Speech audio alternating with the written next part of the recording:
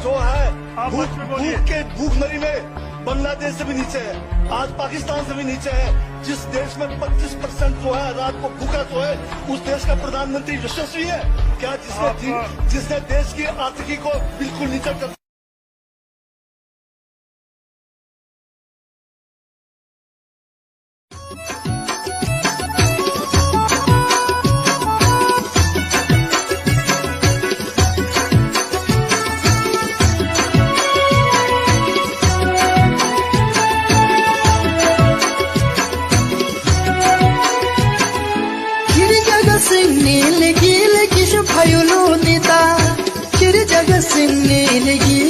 फायुलो नेता जिंदाबाद जिंदाबाद जगत सिंह।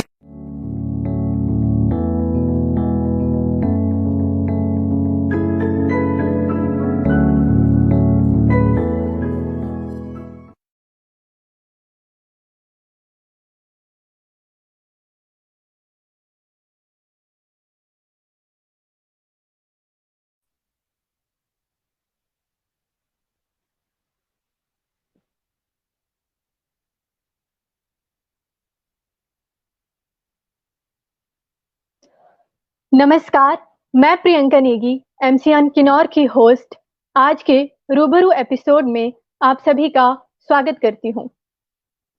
मैं आप लोगों का तहे दिल से शुक्रिया करती हूं क्योंकि आप लोगों के प्यार व सहयोग के कारण आज एमसीएन पेज किन्नौर की आवाज बन पाया है और मैं आशा करती हूं कि आगे भी आप लोगों का प्यार व सहयोग यूं ही हमारे साथ बना रहेगा।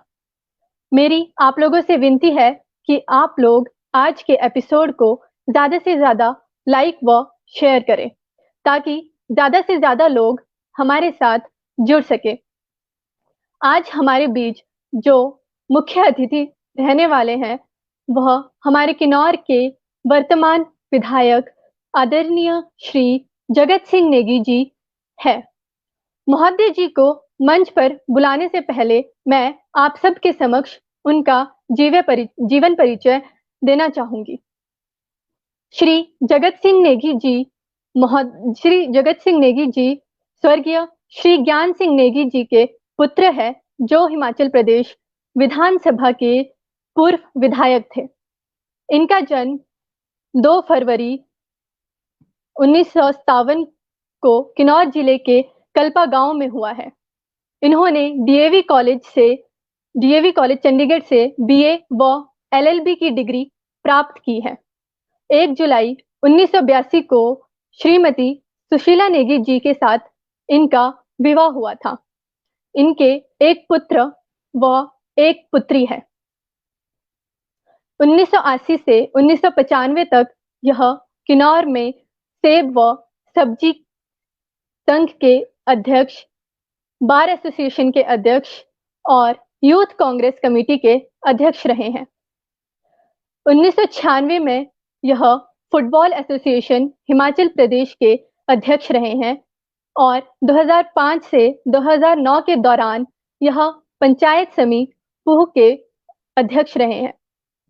1987 से 1992 तक यह हिमाचल प्रदेश राज्य अनुसूचित जाति व अनुसूचित जनजाति के अध्यक्ष भी रहे हैं। 27 मई 1995 को यह राज्य विधानसभा के लिए निर्वाचित किए गए थे। 13 अप्रैल 2005 से 18 अगस्त 2005 तक यह संसदीय सचिव रहे हैं। जनवरी 2013 में से मार्च 2013 तक यह अधीनस्थ विधान समिति के अध्यक्ष भी रहे हैं और 12 मार्च 2015 से 21 दिसंबर 2017 तक यह समिति के उपाध्यक्ष भी रहे हैं। दिसंबर 2017 में 13वीं विधानसभा के लिए इन्हें फिर से निर्वाचित किया गया था। यह सदस्य, अनुमान और सामान्य विकास समितियों के रूप में नामित थे और इन्हें मुख्य सचेतक एवं कांग्रेस विधायक दल के रूप में भी नियुक्त किया गया था। इन्हें सामाजिक कार्य करने की विशेष रुचि है। इसके साथ साथ इन्हें ट्रैकिंग और पढ़ने का भी विशेष शौक है। सामाजिक कार्य के साथ साथ इन्हें खेलकूद का भी बहुत ज्यादा शौक है। कॉलेज के दिनों में यह एक सक्रिय खिलाड़ी थे। 1977 में राष्ट्रीय जूनियर हॉकी चैंपियनशिप में तथा 1977 व 1978 में डीएवी कॉलेज चंडीगढ़ से इन्होंने Punjab university inter college hockey championship में विजय प्राप्त की थी। इन्होंने बांग्लादेश की भी यात्रा की है। यह हमारे विधायक सर का छोटा सा जीवन परिचय था। अब मैं आगे के मंच संचालन के लिए श्री राम भगत जी को मंच पर आमंत्रित करना चाहूंगी।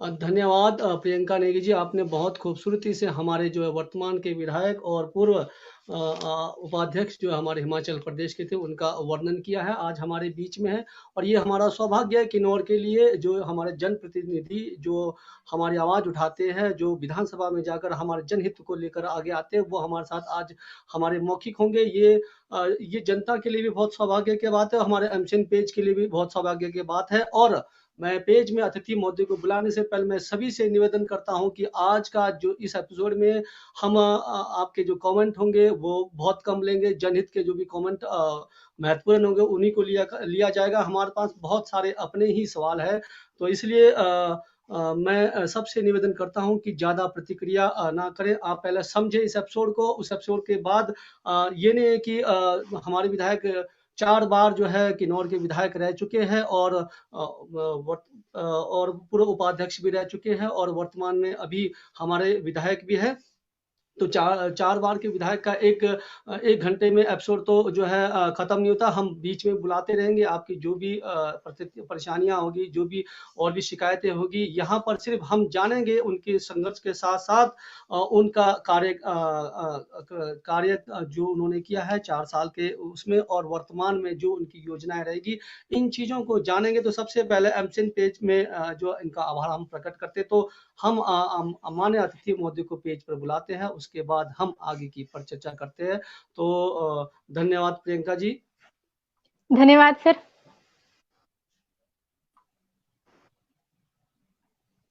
महोदय जी नमस्कार, आपका एमसीएन पेज में स्वागत है महोदय। नमस्कार, धन्यवाद। महोदय जी, ये हमारे किन्नौर के लिए एक खुशी का माहौल है और एक आभार भी प्रकट करता हूं कि आपने जो है एक आह्वान से जो है किन्नौर की जनता के लिए समय निकाला। ये सभी नेताओं को और पक्ष विपक्ष को सभी को सोचना चाहिए कि जब जनता की आवाज अगर कोई बुलाता है तो उसमें जो है आकर जो है एक जवाबदेही का जो है एक उनको देना चाहिए। आपका जो है इस पेज में आना एक बहुत ही पारदर्शी को दर्शाता है कि किस प्रकार आपने एक इस कोविड को माहौल को देखते हुए अपने आप को व्यस्त जो है उसमें भी रहते हुए आपने एक समय निकाला, किन्नौर के लिए समय निकाला। ये एमसीएन पेज और किन्नौर के लिए आभार प्रकट करते हैं महोदय।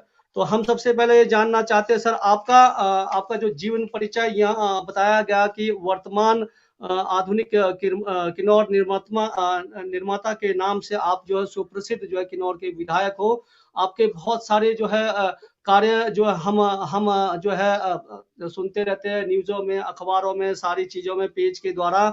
तो आपका बेहतर प्रयास रहता है महोदय जी। सबसे पहले मैं जनता से यही यहाँ जनता जो हमारे किन्नौर से जुड़े हैं 232 लोग हैं, मैं सबको एक छोटी सी परिचय यहाँ और बताना चाहता हूँ कि किन्नौर के निर्माता आदरणीय स्वर्गीय श्री ठाकुर सिंह नेगी को जाना जाता है, निर्माता जो रहे थे। तो जिन्होंने जनजातीय का दर्जा जो है किन्नौर को दिलवाया है और साथ में सबको जो पूरे किन्नौर को नेगी का टाइटल दिया था आदरणीय ठाकुर सिंह नेगी जी को भी श्रेय जाता है और आपको भी श्रेय जाता है आधुनिक निर्माण करने में महोदय जी। और इसके पीछे बीच में हम जो अन्य जो हमारे विधायक थे उनको भी नहीं भूलना चाहेंगे। आदरणीय देवराज नेगी जी को भी उनका भी काफी योगदान रहा है। किन्नौर के लिए जितने भी विधायक है सबका योगदान रहा है, सबके आप अपने परिचय रहा है, लेकिन आपका थोड़ा अलग शैली रहा है महोदय जी। आपका काम करने का अलग शैली रहा है।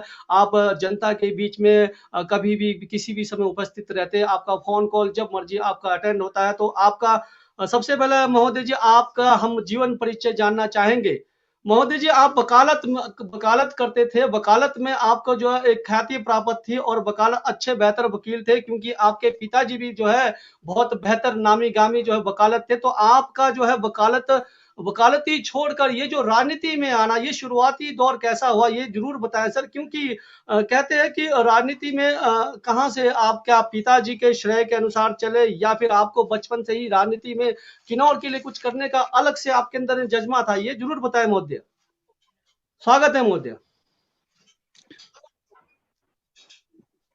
हाँ, राजनीति में जहाँ तक सक्रिय रूप से आने की बात है, मैं जब कॉलेज टाइम में या यूनिवर्सिटी के समय में जब यहाँ किन्नौर में इलेक्शन होते थे, जिसमें स्वर्गीय ठाकुर सिंह नेगी जी और स्वर्गीय ज्ञान सिंह नेगी जी, हमें 2 ही कैंडिडेट यहाँ पर हुआ करते थे उस समय, या बीच में एक आध और कैंडिडेट भी रहे।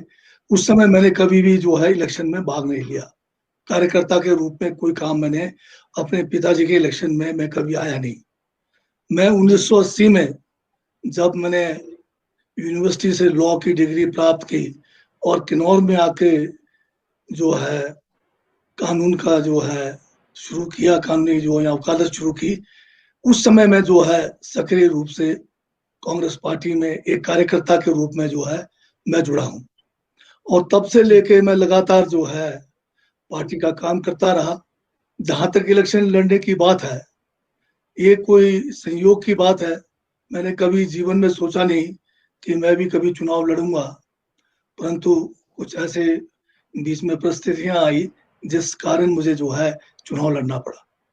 अभी जो मेरा जीवन परिचय दिया, उसमें थोड़ी सी जो कुछ फिगर्स की जो उसमें गलती है, उसको मैं पहले करेक्ट कर देता हूँ। मैं जो है पंचायत समिति पू का जो है चुनाव अध्यक्ष 1986 से 91 के बीच में रहा, और साथ में जो मैं युवा कांग्रेस किन्नौर का अध्यक्ष जो है 1980 से लेके 1995 तक रहा, जब मैं पहली बार चुनाव लड़ा। और किन्नौर जिला जो हमारा बार एसोसिएशन है, इसका अध्यक्ष भी मैं जो है लगातार जो है 1980 के बाद से 1995 तक रहा हूँ। और जहाँ तक मेरे ये एजुकेशन की बात है, मैं पहले अपना शुरुआती जो प्राइमरी एजुकेशन मेरा हुआ है कल्पा गवर्नमेंट प्राइमरी स्कूल में हुआ है। मैंने 4वीं तक यहाँ पर शिक्षा प्राप्त की। 4वीं के बाद जो है मैं सोलन में सेंट लुक स्कूल में गया। उसके बाद मैं 1 साल जो है सीनियर सेकेंडरी स्कूल जो है डीएवी का सेक्टर 7 में भी पढ़ा हूँ। और ग्रेजुएशन मैंने जो है डीएवी चंडीगढ़ से किया है, और लॉ की डिग्री जो है मुझे पंजाब यूनिवर्सिटी चंडीगढ़ से प्राप्त की है। बहुत खूब महोदय। महोदय जी, किन्नौर के लिए आपका 4 बार जो है आशीर्वाद मिला है किन्नौर के काम करने के लिए, और किन्नौर की जनता ने आपको 4 बार चुना है, और इस आपने बहुत सारे काम किए हैं। मैं गिनवाना चाहता हूं, जैसे आपके सड़क निर्माण से लेकर स्कूल का स्ट्रक्चर से लेकर काफ़ी जन कल्याण महिला मंडलों के से लेकर युवा मंडलों से लेकर देव शाल्य से लेकर, ऐसा कोई काम नहीं है जो आपने ना छोड़ा हो। तो इन्हीं चीज़ों को लेकर हम आपके पिछले ही चीज़ों से हम कुछ बातें रखेंगे सर, क्योंकि छोटे छोटे मुद्दे तो बहुत आएंगे, उसको उठाना मेरा वो नहीं रहेगा, क्योंकि छोटे छोटे कोई कहेगा कि पानी नहीं आ रहा है, कोई कह रहा है कि बिजली नहीं आ रहा है। मेन मुद्दा पूरा किन्नौर का रहेगा सर, किन्नौर पर ही फोकस करेंगे सर। पहला सवाल सर आपके लिए, अभी कुछ दिन पहले आपका मैंने ज्ञान पढ़ा सर कि अच्छा, मैं विद्युत परियोजनाओं पर जी अच्छा एक सवाल जवाब से पहले एक जी जी बोलिए। एक जो अभी आपने बात कही है, उस पर मैं थोड़ा सा जो है अपना जो है व्यू रखना चाहता हूँ। जैसे आपने जी कहा जरूर सर। कि यहाँ पर स्वर्गीय टी.एस. नेगी जी के बारे में कहा, मैं उनके योगदान को कम नहीं कर रहा हूँ, परंतु ये जी कहना कि किन्नौर को जनजाति का दर्जा स्वर्गीय टी.एस. नेगी जी ने दिलाया, ये ऐतिहासिक गलत है। क्योंकि जिस समय टी.एस. नेगी जी नौकरी में थे, उस समय किन्नौर को जो है जनजाति का दर्जा मिला, और जनजाति का दर्जे का फायदा भी टी.एस. नेगी जी ने खुद भी नौकरी में रहते हुए किया। तो ये बात बिल्कुल ऐतिहासिक झूठ है या गलत है कि टी.एस. नेगी जी का किन्नौर को डिस्ट्रिक्ट बनाने में, किन्नौर को जनजाति का दर्जा दिलाने में ये बिल्कुल गलत बात है, क्योंकि किन्नौर को जनजाति का जो दर्जा मिला है वो उस समय केंद्र में कांग्रेस की सरकार थी, हिमाचल प्रदेश में भी कांग्रेस की सरकार थी, और हमारे हिमाचल प्रदेश के प्रथम मुख्यमंत्री व हिमाचल निर्माता के नाम से मशहूर डॉक्टर यशवंत सिंह परमार जो है उस समय जो है यहाँ के मुख्यमंत्री थे, या उस कांग्रेस पार्टी की विचारधारा के कारण है कि किन्नौर को जो है जनजाति का दर्जा मिला है। और एक और बात कही जाती है कि एक और मैं इसको क्लियर कर देता हूँ, दूसरी बात ये कही जाती है कि किन्नौर में जो है गैर जनजाति को जमीन नहीं बेचने का जो है कानून भी जो है स्वर्गीय टी एस नेगी जी ने बनाया है। ये भी बिल्कुल गलत है, क्योंकि ये कानून जो है जनजाति क्षेत्रों से का जो गैर जनजाति को जमीन नहीं बेचने का जो प्रावधान है, ये भारत के संविधान के अनुच्छेद 5 में सभी जो शेड्यूल्ड एरिया है वहां पर ये कानून बने हैं। इसी तरह से ये कानून जो है हिमाचल प्रदेश के लिए जो बना है वो पूरा लाहौल स्पीति के लिए भी बना है, वो पांगी बरमोर के लिए भी बना है, किन्नौर के लिए भी बना है, और ये एक साथ बना है। तो ये कहना गलत है कि ये किसी व्यक्ति विशेष ने इसका किया है। और उस समय जब ये कानून बना उस समय भी कांग्रेस का यहाँ पर जो है शासन था, उस समय भी कांग्रेस के मुख्यमंत्री थे, केंद्र में भी कांग्रेस की सरकार थी। तो ये कहना कि एक व्यक्तिगत जो है किसी को इसका श्रेय देना बिल्कुल गलत है। जी महोदय जी, आपके साथ आपने जानकारी दी कि किस प्रकार से किन्नौर का जो है जनजातीय का दर्जा मिला और किस प्रकार से जो है किन्नौर को जमीन नहीं बेचने का जो एक्ट था केंद्र सरकार की ओर से, कांग्रेस सरकार की ओर से, गलत फहमिया में काफी लोग रहते थे। ये आपने क्योंकि अगर मैं बोलता तो मुझे काफी आलोचना आती, और ये आपके द्वारा सुनने में आया, क्योंकि आपको तो आलोचना सहने की आदत हो गई है। चलिए महोदय जी, क्योंकि अरुणाचल में भी यही एक्ट आता है, शायद आप लोग पढ़े लिखो, आपको सबको नॉलेज होना चाहिए कि कुछ जो जनजातीय का जो है कानून होता है वो सेंट्रल गवर्नमेंट का ही होता है, चाहे सरकार किसी की भी रहे, इसमें श्रेय जो है किसी एक आदमी का नहीं हो सकता। चलिए, उनका भी बहुत योगदान किन्नौर के लिए रहा है। तो महोदय जी, पहला सवाल मेरी ओर से आपके लिए है। सर महोदय जी, आपका एक बयान था कि विद्युत परियोजना पर एक सवाल किया था अभी कुछ दिन पहले किसी ने, कि विद्युत परियोजना जो अभी पौड़ी में जो खुल रहा है, या पहले भी बहुत सारे प्रोजेक्ट खुल गया, उस पर भी हम आएंगे। और जो पौड़ी में खुल रहा है तो उसमें आपने टिप्पणी की थी कि विद्युत परियोजनाएं खुलनी चाहिए, लेकिन जो है कंपनियां शर्त नियम पर काम करने चाहिए। तो ये एक सवाल था, तो इन्हीं पर से ही हम आपसे सवाल करेंगे। सर, बास्पा 1 और करछम वांगतू, इसमें आपकी सरकार रही, आप भी शायद उस समय सरकार सत्ता में थे सर। तो बहुत हमारे पगरामंग रजग्रामंग के एरिया के लोगों ने बहुत विरोध किया था सर कंपनी का, और धारा 144 भी लगा था, देवी देवताओं के द्वारा को भी लाया था, उस पर भी हमने डंडे डुंडे खाए। लेकिन उसमें सवाल क्या है सर?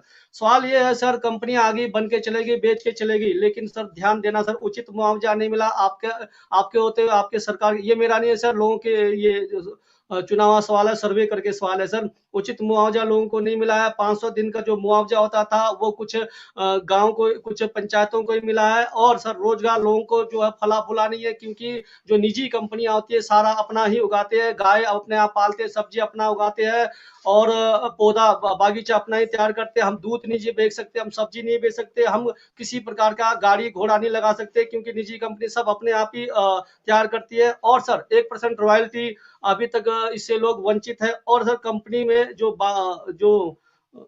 बागवानी करती है, डेयरी चलाती है आदि, कहने का मतलब है कि आपकी सरकार में सर ये कुछ हुआ, अभी तक हम लोगों को मुआवजा नहीं मिला, 500 दिन का रोजगार नहीं मिला, और रोजगार में जो थे उनको वीआरएस के तौर पर बाहर निकाला जा रहा है। सर ये जनता का सर्वे है, जनता का आंकलन है, इस पेज के द्वारा मैं आपके समक्ष रख रहा हूँ। उसके बाद हम आगे की ओर जाएंगे। सर आपके कार्यकाल का है, तो इस पर आप जरूर प्रकाश करें सर।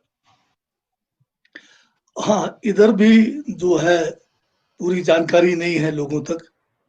ये जो बास्पा 1 है, बास्पा 1 जो प्रोजेक्ट है, ये माननीय शांता कुमार जी 1990 में जब ये मुख्यमंत्री थे प्रदेश के, उस समय बिना किसी शर्तों के जो है जेपी कंपनी को भाजपा की सरकार ने दिया।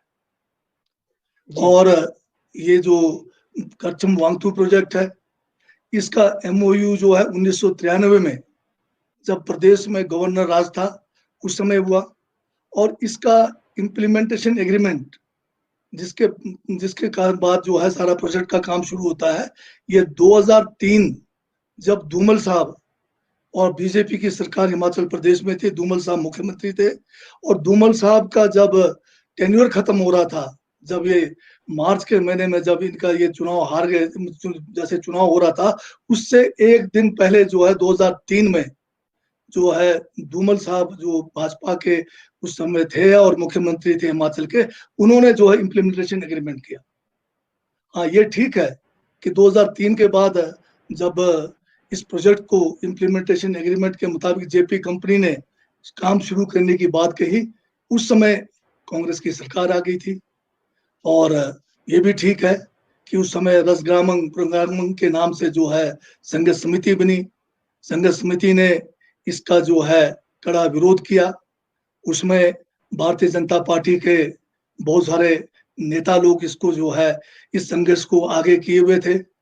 उस समय हमने जो है संघर्ष समिति के सामने भी देवता महेश्वर जी ने भी जो है हमें जगहों में 2 बार मुझे बुलाया।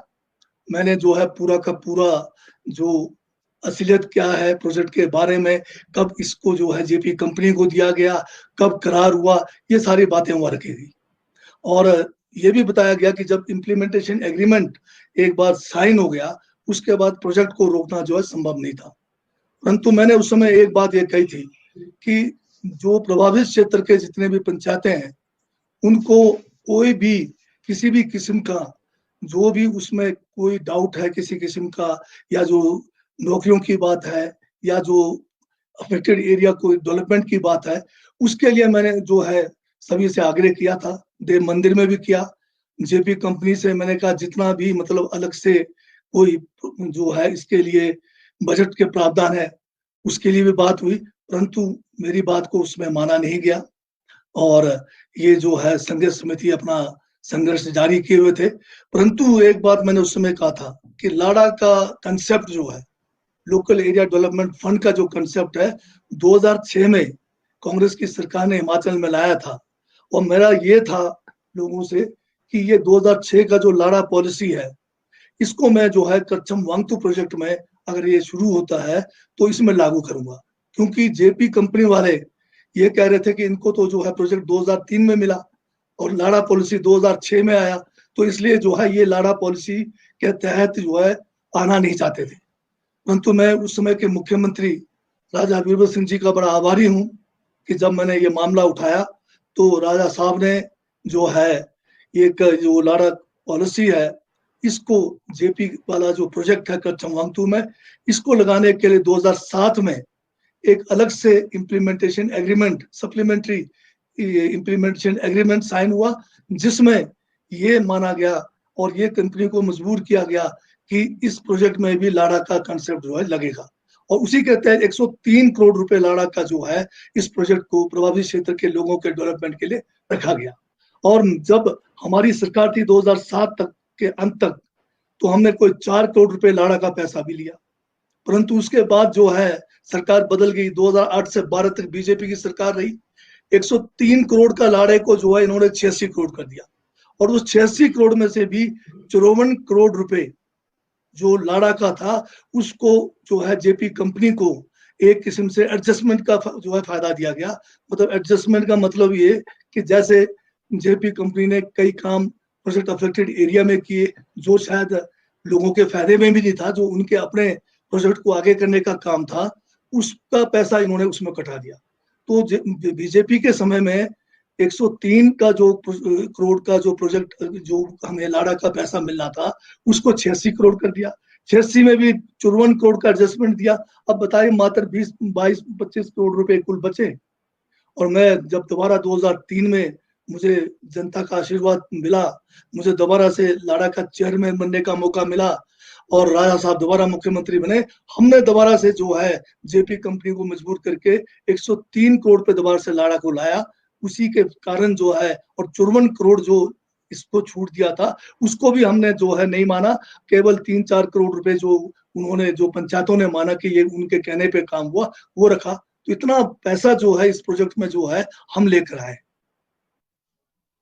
तो ये कहना कि इस प्रोजेक्ट का सारा जो है, ये प्रोजेक्ट जो है हमने नहीं दिया, ये प्रोजेक्ट जो है बीजेपी के समय में मिला है।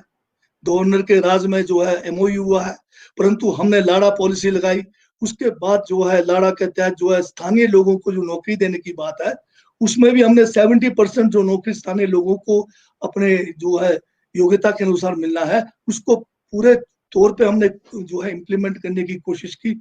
अगर आप देखेंगे कि इस प्रोजेक्ट के निर्माण के दौरान जब कांग्रेस का समय था, हमने जो 70% का जो लोकल लोगों को या हिमाचल के लोगों को जो नौकरी मिलना था, उसकी पूरी कोशिश की है। तो ये बीच में जो बीजेपी का शासन आया है, उसी में सारा कुछ गड़बड़ हुआ है।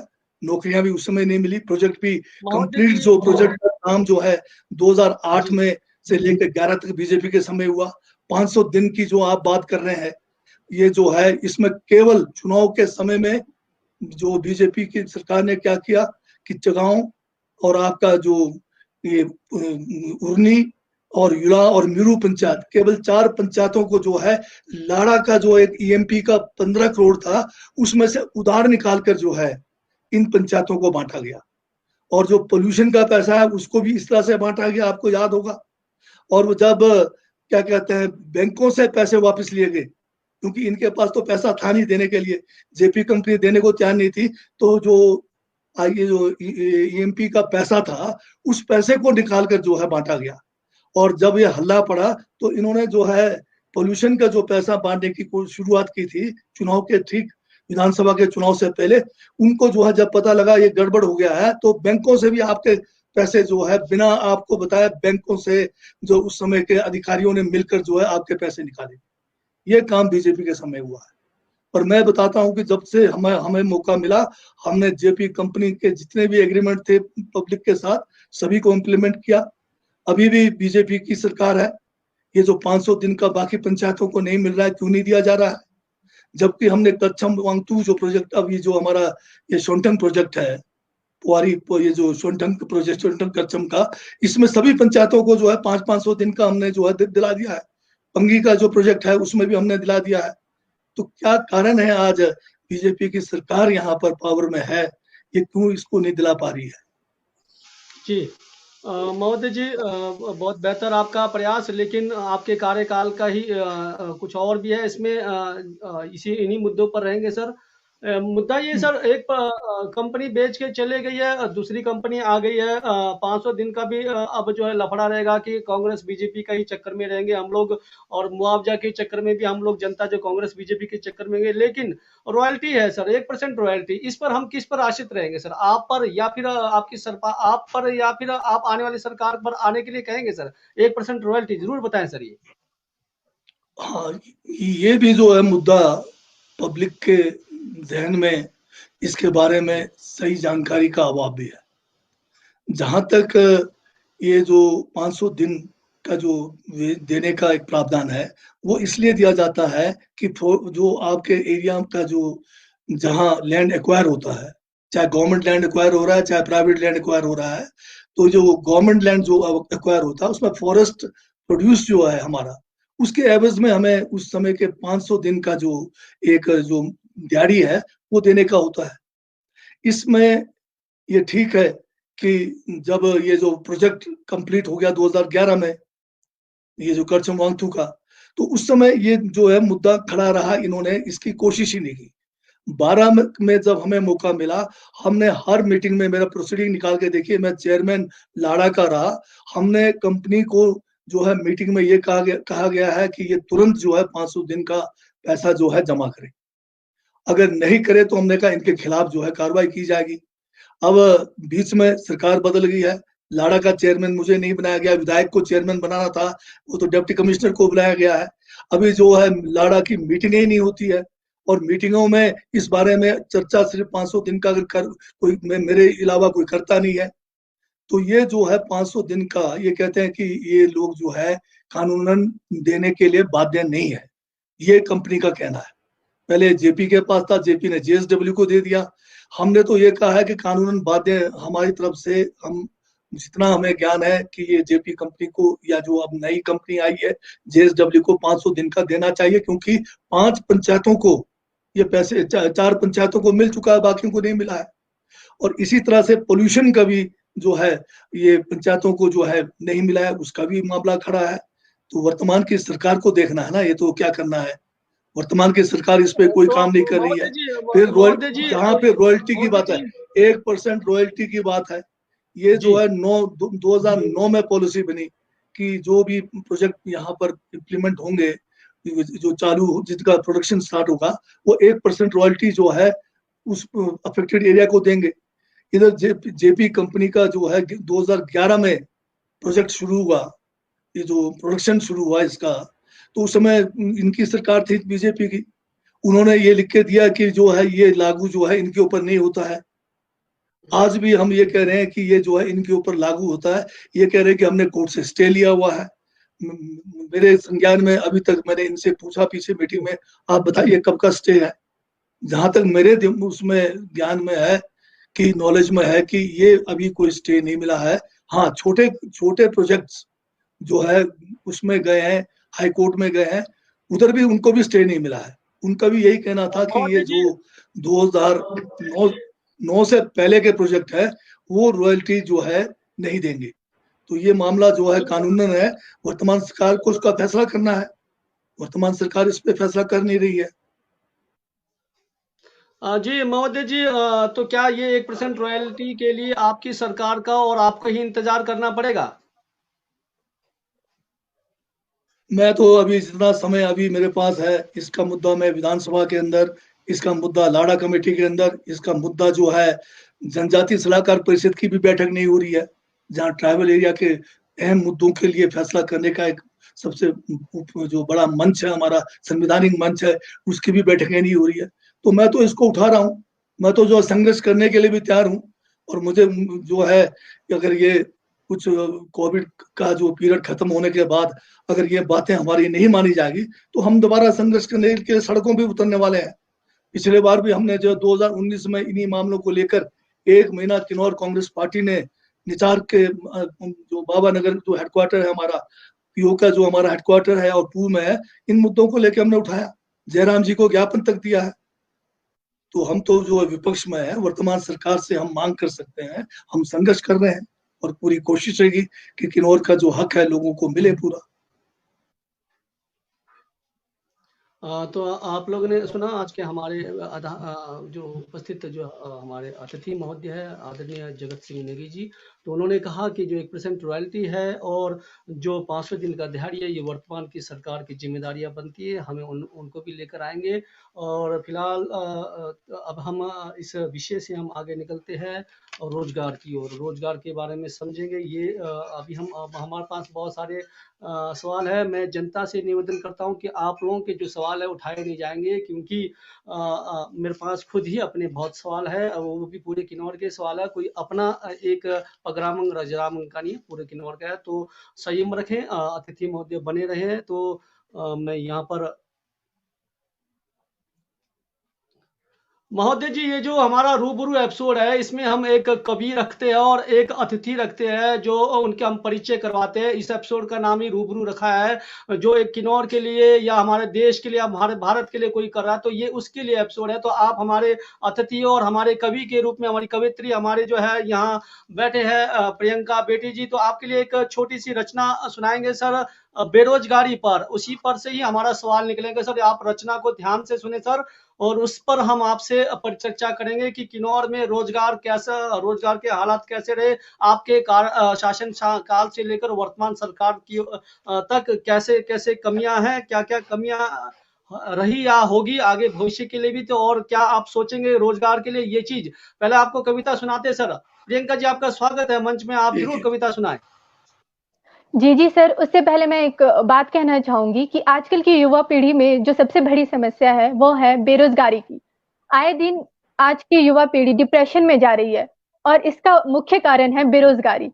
और बेरोजगारी से डिप्रेशन में चले जाते हैं वो लोग, और इस कारण वह आत्महत्या जैसा बड़ा कदम उठा लेते हैं। और हम यह भी देख रहे हैं कि आधुनिक युग में भुखमरी से भी बहुत लोग मर रहे हैं। तो इसी में मैं छोटी सी कविता आप लोगों के समक्ष रखना चाहूंगी। बेरोजगारी से मरा कोई वह उसका नसीब, भुखमरी से मरा कोई वह भी उसका नसीब। लेकिन क्यों हम उनके लिए कैंडल मार्च निकाले, क्यों हम उनके लिए धरना प्रदर्शन करें, क्यों हम उनके लिए लोकसभा राज्यसभा में 2 मिनट का मौन रखे? अरे भाई, वो तो अपने नसीब की मौत है। वह अपने नसीब से मारा गया। उसके लिए कोई दोषी नहीं, ना सरकार ना प्रशासन। वह तो बेरोजगार था, नसीब से बेरोजगार था। वह भूख से मारा गया, वह भी उसके नसीब में था। यहाँ इंसानियत दिखाने का कोई फायदा नहीं। हाँ, अगर यही इंसान कत्ल से मारा जाता तो सबकी इंसानियत जागती, वह वोट बैंक जागता। तब न्याय की आवाज विधानसभा, लोकसभा और कोर्ट में गूंजती। तब मीडिया, राजनेता न्याय के लिए चिल्लाते। वहां रे इंसानियत, बेरोजगारी और भुखमरी से हजारों लोग मर रहे हैं, लेकिन वे सब नसीब से मर रहे हैं। ये कोई ध्यान नहीं देता कि क्यों हमारे देश में आज बेरोजगारी व भुखमरी इतनी बढ़ रही है। सर, मेरा आपसे सवाल है, आप इस विषय में क्या कहना चाहेंगे कि क्यों हमारे देश में आज बेरोजगारी इतनी बढ़ रही है, भुखमरी इतनी बढ़ रही है कि लोग आए दिन आत्महत्या व भुखमरी से इतनी मौतें हमें देखने को मिल रही है? ये वाकई गंभीर प्रश्न है, इसकी चिंता हम सबको करनी चाहिए। मैं ये पूछना चाहता हूँ, जब भी चुनाव होते हैं, जो भी पार्टी अपना मैनिफेस्टो रखते हैं, वो सबसे पहले बेरोजगारों को जो है रोजगार देने की बात करते हैं। उसमें हमारी पार्टी भी करती है, परंतु जी सर। जो हमारा केंद्र सरकार का 2014 में जब मोदी जी प्रधानमंत्री की दौड़ में थे, उस समय बहुत बड़ी बात कही गई थी कि हर साल 2 करोड़ नौकरियां देंगे। क्या वो नौकरियां हमें मिली 2 करोड़? उसमें क्योंकि केंद्र की जो नौकरियां उसमें तो हम लोग भी आएंगे, किन्नौर के लोगों को भी मिलेगा। परंतु अफसोस की बात है, 2 करोड़ तो क्या नौकरी देनी थी केंद्र सरकार ने। इनको लोगों ने दोबारा भी चुन लिया, पब्लिक ने इनको चुना है। उल्टा जो है दोबारा जब सेकंड फेज में दोबारा प्रधानमंत्री बने, इन्होंने सारी जो सरकारी नौकरियां हैं, जहां से हमें मिलनी थी, आपके रेलवे जो सबसे बड़ा नौकरी का साधन है, उसका जो है प्राइवेटाइजेशन में आ गया। आपका बीएसएनएल है बहुत बड़ा, उसको प्राइवेटाइज कर रहे हैं। आपके जो इंडियन ऑयल कॉरपोरेशन है, जो प्रॉफिट मेकिंग कॉरपोरेशन है, जिसमें हजारों लाखों लोगों को नौकरी मिल रही है, उसको जो है आप प्राइवेट करने जा रहे हैं। एलआईसी को आप प्राइवेटाइज करने जा रहे हैं। तो नौकरियां कहाँ, सरकारी नौकरियां कहाँ रह गई? और जहां हिमाचल के संदर्भ में बात करना चाहता हूँ, वर्तमान सरकार जो है विधानसभा में इनके सदस्य, इनके मंत्री बार बार ये कहते हैं कि राजा वीरभद्र सिंह जी ने कांग्रेस के समय में जो है हजारों स्कूल बेफजूल में खोल दिए।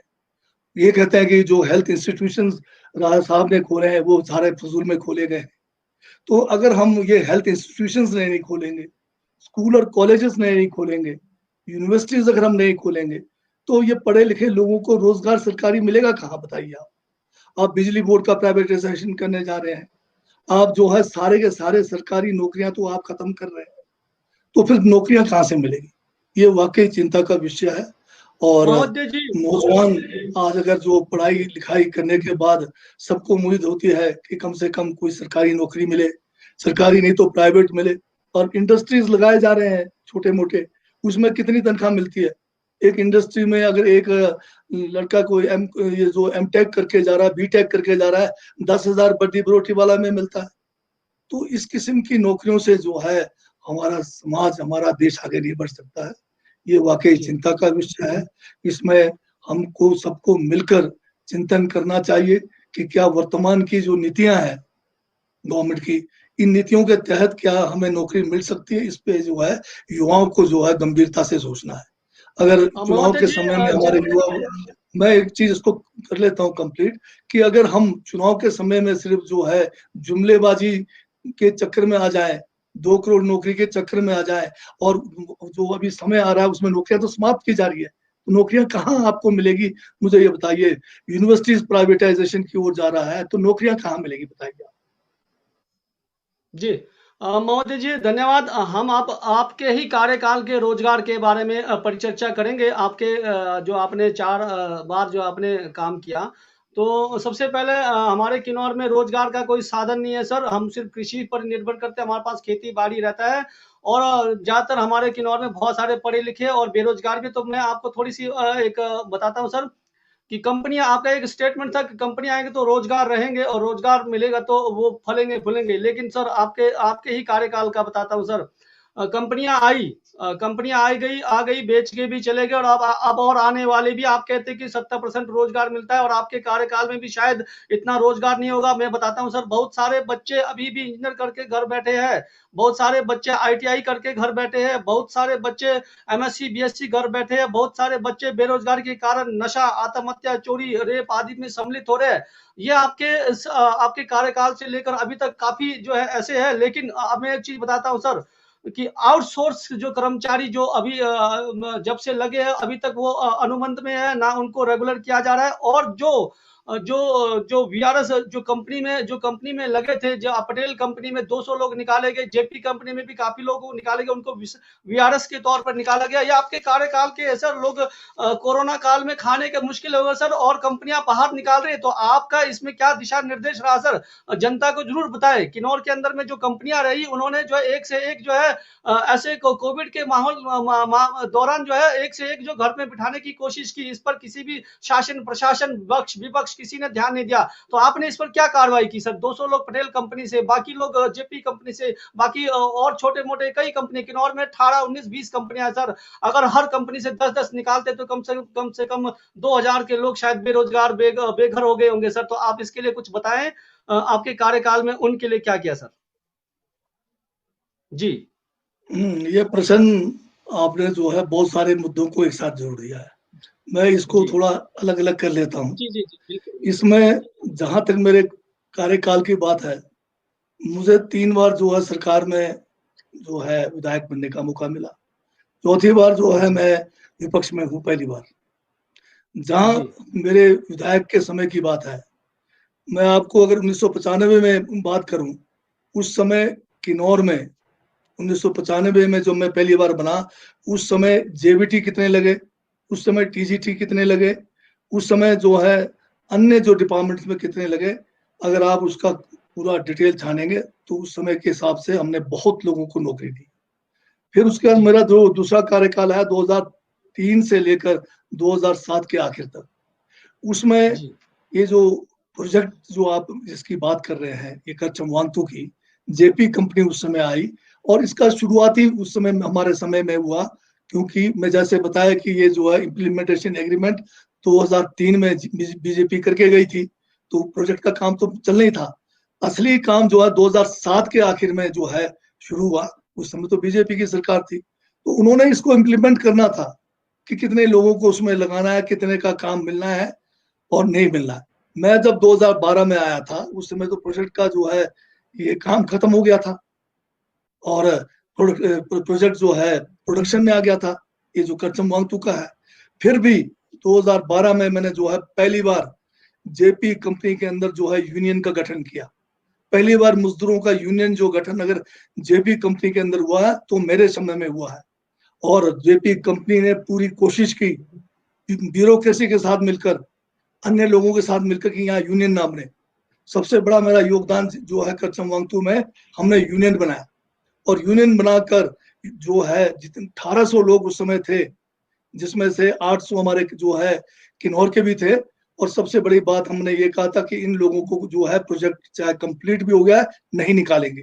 ये मेरी पहली शर्त थी, और जो जेपी कंपनी को मानना पड़ा, और उन लोगों को नहीं निकाला गया।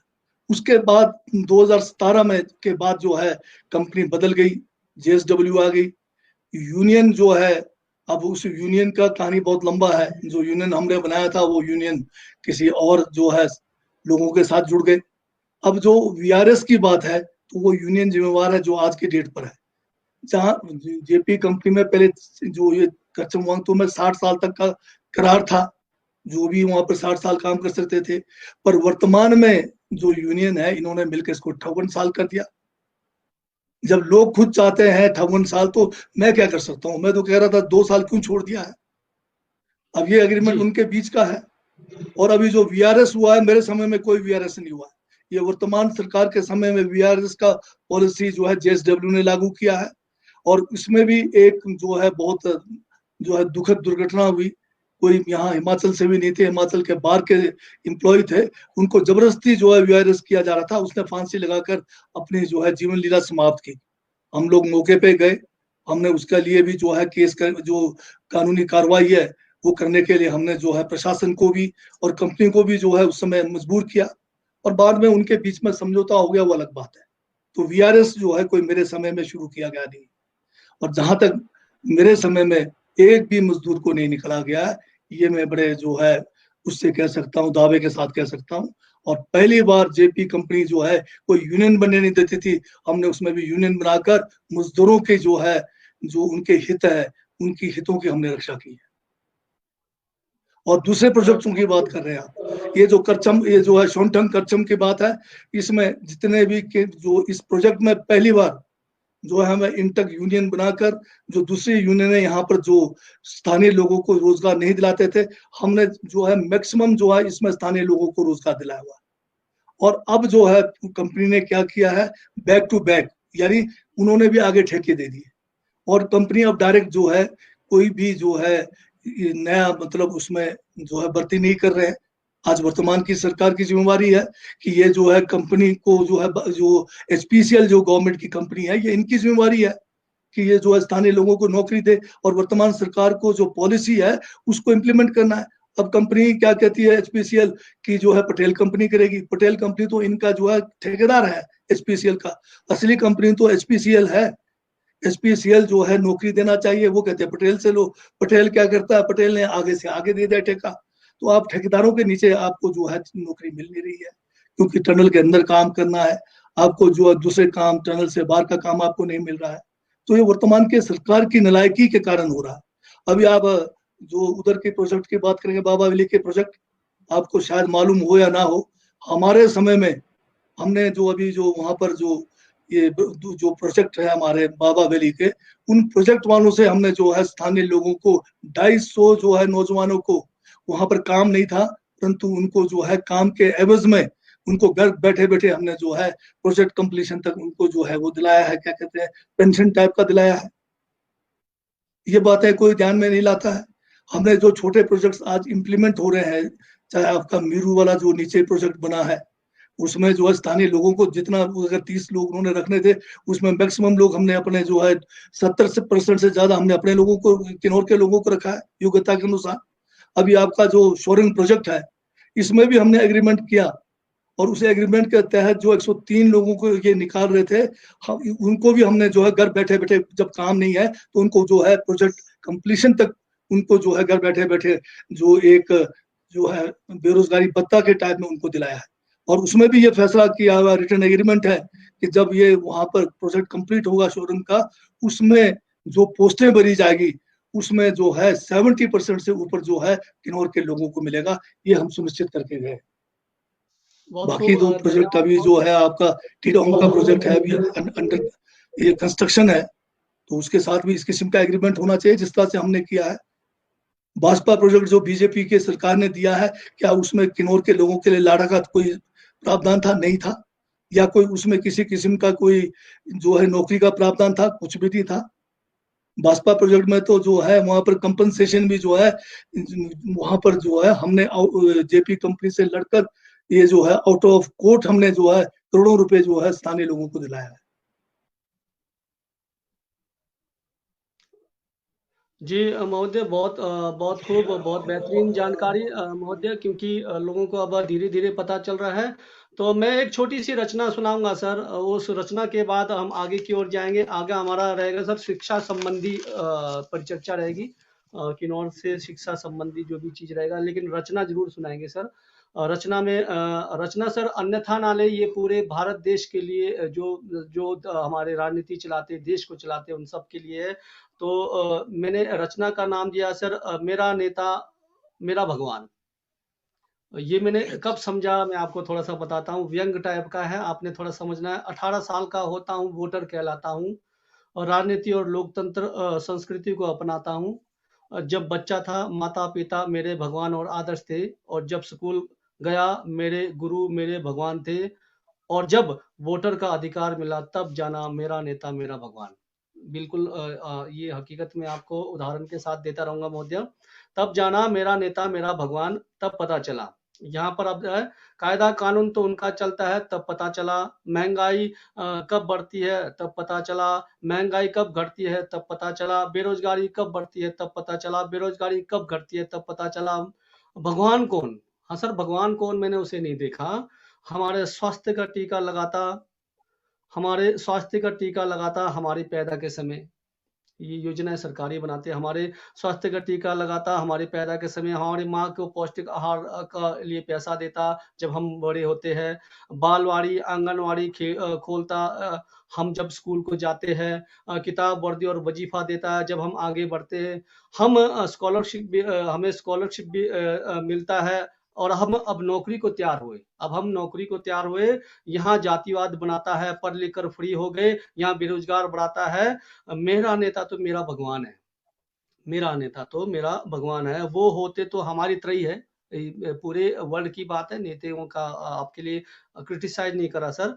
वो तो हमारे तरह ही होते हैं, लेकिन सत्ता मिलते ही भगवान बनते हैं।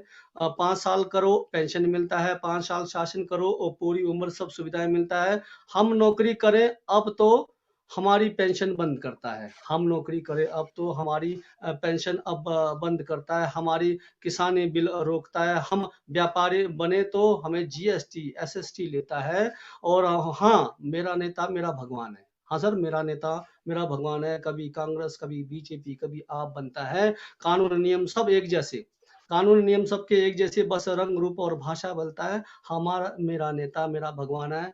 इष्ट देवता है मेरा, कोटि-कोटि उनको नमन है। ये सब उन्हीं भारत देश के सभी नेताओं को। अब इसी में से एक सवाल है सर, पेंशन स्कीम सर, जिस प्रकार से एनपीएस और ओपीएस, अभी कुछ दिन पहले मैंने एक समाचार सुना सर, एक रिटायर हो गया था जो न्यू पेंशन स्कीम से, वो अकेला ही था सर, घर का इकलौता था, लेकिन वो जब एक्सपायर हो गया तो उस पर कोई साधन नहीं था क्योंकि वो नई पेंशन स्कीम में था सर।